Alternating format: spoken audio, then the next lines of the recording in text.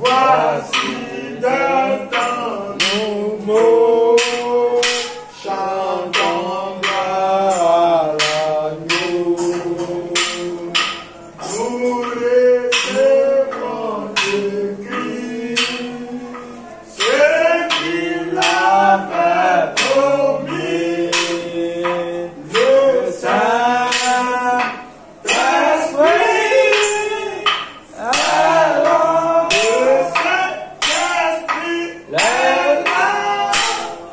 le Saint-Esprit, alors, la mort a disparu. Dieu donne le pain salut. Si le monde entier, le jour s'est levé, le Saint-Esprit est là. Bien-aimé Seigneur Jésus, merci pour l'onction que tu as bien déposée. Alors que l'atmosphère est favorable, je prie encore davantage de préparer le cœur de ma soeur et de mon frère pour la prédication de la parole. Au nom de Jésus. Amen. Que le Seigneur vous bénisse. Veuillez vous asseoir dans la main du Seigneur. Vraiment, nous bénissons le nom du Seigneur. Pour le temps, nous sommes déjà ici. On a déjà un apôtre. On a déjà un apôtre. On a des évangélistes. On a des pasteurs. On a des prophètes. On a des docteurs. On a d'autres choses. Parce que toutes ces choses qui font l'église. Qui font l'église. Une église où il n'y a pas de dons. Ou une église où les dons sont négligés.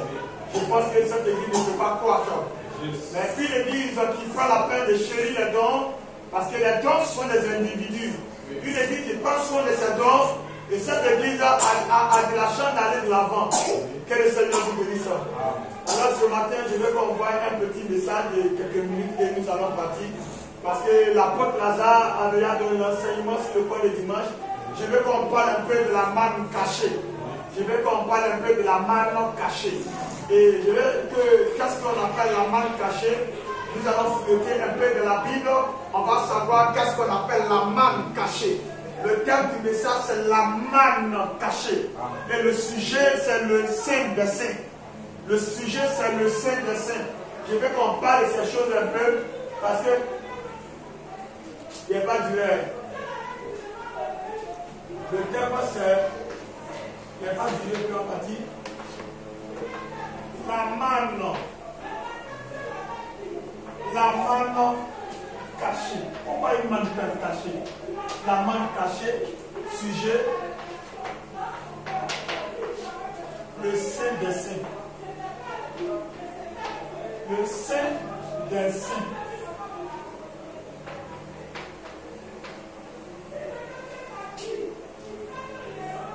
Amen. La manne cachée. Amen. Et nous savons tous qu'en Israël, lorsque le peuple d'Israël a traversé la mer Rouge, oui. Et parce que le peuple d'Israël avait une nourriture qu'il mangeait en Égypte. Oui. Quand le peuple d'Israël était en Égypte, il mangeait la nourriture qui était en Égypte. Oui. C'est ça, non? Mais quand ils ont traversé la mer Rouge, ils sont arrivés dans le désert, il y a une autre nourriture encore qui s'était ajoutée. Et cette nourriture, on appelle ça la manne. Et cette nourriture, c'était une nourriture qui descendait du ciel. C'était la nourriture des anges, c'est ça, non? On appelle ça la manne. Et Barnabas nous dit que cette manne était là pour soutenir le peuple d'Israël. C'est ça qui donnait la force au peuple d'Israël. Voilà pourquoi cette manne aussi est symbolisée aussi. On appelle cela aussi dans la Bible aussi. Mais c'est une autre manière. On appelle ça aussi le pain de proposition. Mais notre Seigneur Jésus descend encore dans le livre de Jean. Il dit: je suis le pain de vie. Alléluia. Tout ça, c'est la manne, c'est la parole de Dieu. C'est la parole de Dieu. Avant, la parole de Dieu était symbolisée là-bas, vous voyez, était symbolisée là-bas par une manne, c'est ça, non? La parole de Dieu était symbolisée par la manne, c'est ça, non? Et la deuxième, c'était le pain de proposition. Après, Jésus lui-même dit pain de vie. Ça, c'est Jésus lui-même qui parle. Donc, moi, je vais parler uniquement de la manne cachée. De la manne cachée. Et si vous remarquez très bien, la Bible dit que la manne descendait chaque soir. La manne ne tombait pas dans la journée. Et ce bizarre, la manne descendait chaque soir. Au moment où le peuple d'Israël partait se coucher. Et quand le matin, quand il se réveillait, il voit que dans le camp était rempli de nourriture qu'on appelle la manne. Que le Seigneur nous bénisse. On va se tenir tout debout, nous allons prendre notre Bible.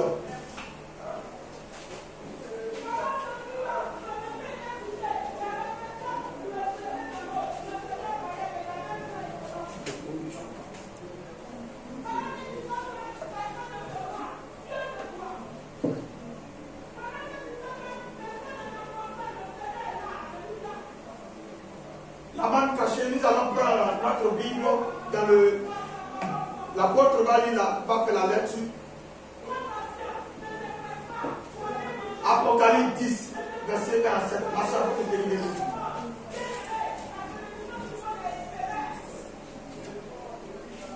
Apocalypse 10, verset 1 à 7. Je lis la parole du Seigneur. Je vis un autre ange puissant qui descendait du ciel, enveloppé d'une nuée. Au-dessus de sa tête était l'arc-en-ciel, et son visage était comme le soleil, et ses pieds comme des colonnes de feu. Il tenait dans sa main un petit livre ouvert.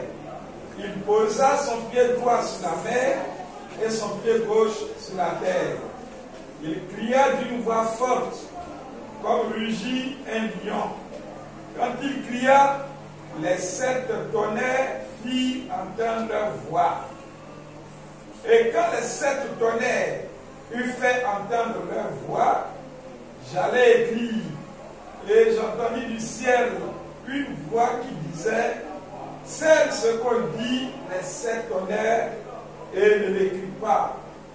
Et l'ange que je voyais debout sur la mer et sur la terre leva sa main droite vers le ciel et jura par celui qui vit au siècle des siècles, qui a créé le ciel et les choses qui y sont, la terre et les choses qui y sont, et la mer et les choses qui y sont, il n'y aurait plus de temps.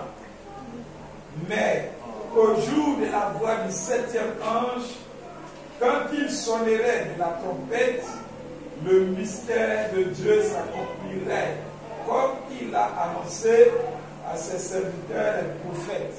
Dieu de gloire, merci Seigneur, je me remets simplement en ta main, alors que c'est quelques minutes que nous allons passer. Je veux que le Saint-Esprit se glorifie au nom de Jésus. Et nous la sommes.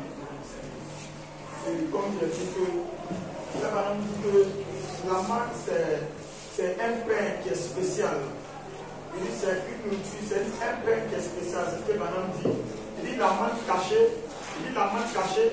Il ne dit pas la manne, il dit la manne cachée, c'est un pain qui est spécial. Et c'est quelque chose qui n'est pas la manne cachée, c'est quelque chose qui n'est pas à la portée de tout le monde. Ce n'est pas quelque chose que tout le monde peut avoir ça, cela. Mais la manne dit quelque chose qui est caché. Tout le monde ne peut pas avoir cela librement.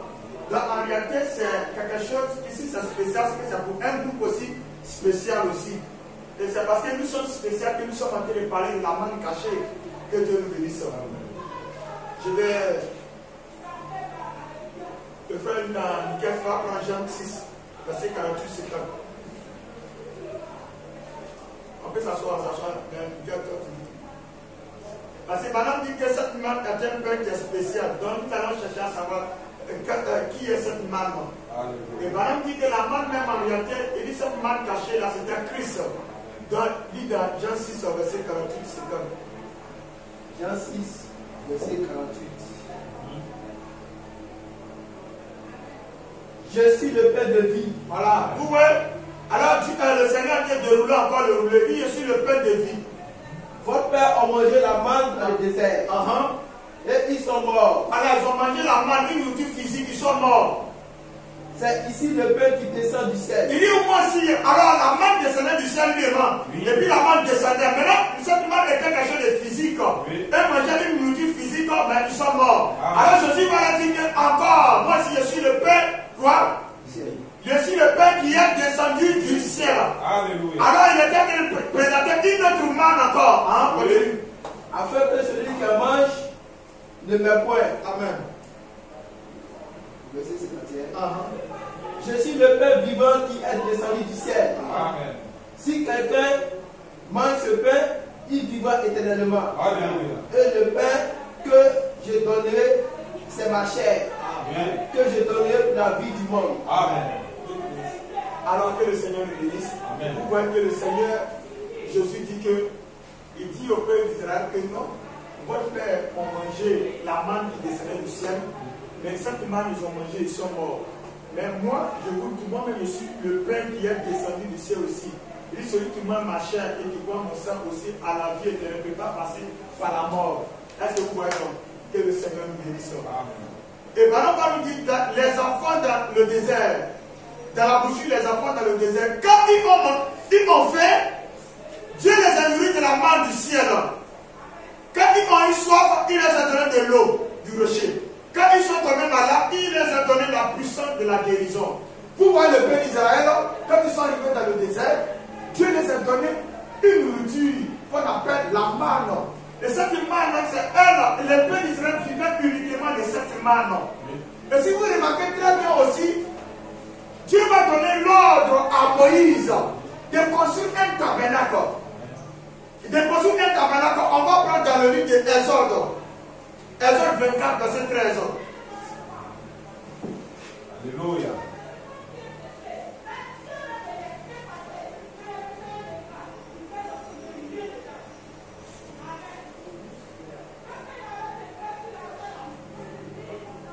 Verset 12 à 13.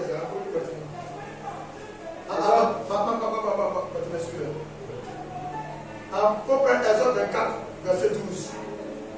Exode 24, verset 12. L'Éternel dit à Moïse, monte vers moi sur la montagne et reste là. Je te donnerai des tables de pierre et la loi et les ordonnances que j'ai écrites pour l'instruction. Moïse se leva avec Josué qui le servait. Et Moïse monta sur la montagne de Dieu. Il dit aux anciens, attendez-nous ici jusqu'à ce que nous revenions auprès de vous. Amen. Que Dieu te bénisse. Vous voyez, Dieu va appeler Moïse de monter sur la montagne.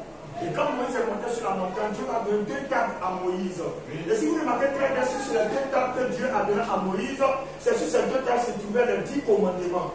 Les 10 commandements se trouvaient sur les 10 tables, les tables que Dieu avait données à Moïse.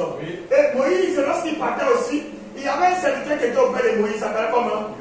Josué faisait quoi auprès de Moïse? Donc si tu sais un serviteur de Dieu, ce n'est pas un péché parce que c'est écrit dans la Bible. Nous, on cherchait un pasteur, on cherchait à notre temps, on cherchait quelqu'un au pied, à quelqu'un vers qui apprendre.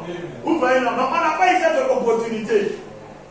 On n'a pas eu cette opportunité. Josué lui-même, il était au pied de Moïse et puis il servait Moïse.